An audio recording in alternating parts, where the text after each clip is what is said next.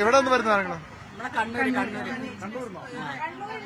ഇതിന്റെ പ്രചരണ പ്രവർത്തനങ്ങൾ ഉണ്ടായിരുന്നു. പ്രചരണ പ്രവർത്തനത്തിലുണ്ടായിരുന്നു. ഇന്ന് പിന്നെ കൊട്ടിക്കലാശത്തിന് പോണ്ടേ? തിരിച്ചു പോണ്ടേ? രാത്രിയിൽ തിരിച്ചു പോകും.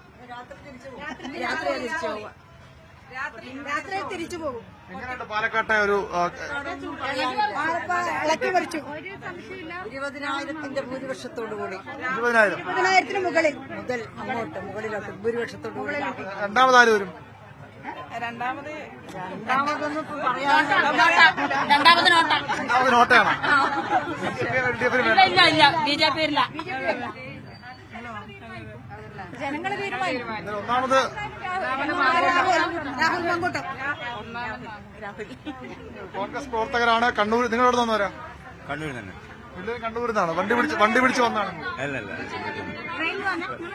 ട്രെയിൻ വന്നു. തിരിച്ചു പോകണ്ട. യാത്ര തിരിച്ചു പോകണം. 6 മണിക്ക് തിരിച്ചു. കണ്ണൂർ. കണ്ണൂർ ടീമാണ്. പാനൂര്. മലപ്പുറം കൊണ്ടോട്ടി. മലപ്പുറത്തുണ്ട്. കൊണ്ടോട്ടി. കണ്ണൂരിപ്പ്. എങ്ങനെയുണ്ട് പാലക്കാട്ടെ ചൂടൊക്കെ എങ്ങനെയുണ്ട്? തെരഞ്ഞെടുപ്പ് ചൂട് അതന്നെ ഉഷാറായി പോണേ. ചൂടിനെ അതിജീവിക്കും. കടുത്ത ചൂടില് ചൂട് തണുപ്പാക്കും രാഹുല്. KC ആണ്. ഏതായാലും അങ്ങനെ തെരഞ്ഞെടുപ്പ്. എവിടെ നിന്ന് വന്നേ? കൊല്ലം.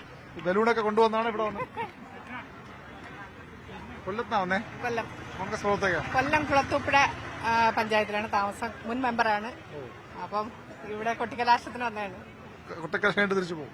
അതെ. പാലക്കാട് ജില്ലയിലെ ആദ്യത്തെ വനിതാ ഓട്ടോ ഡ്രൈവറാണ് സാറേ.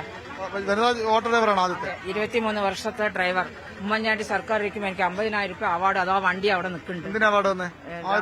ആദ്യത്തെ വനിത എല്ലാത്തിനും തന്നെ അവാർഡ് വാങ്ങിയത്. ട്രാഫിക്കില് എല്ലാത്തിനും അവാർഡ് കിട്ടി.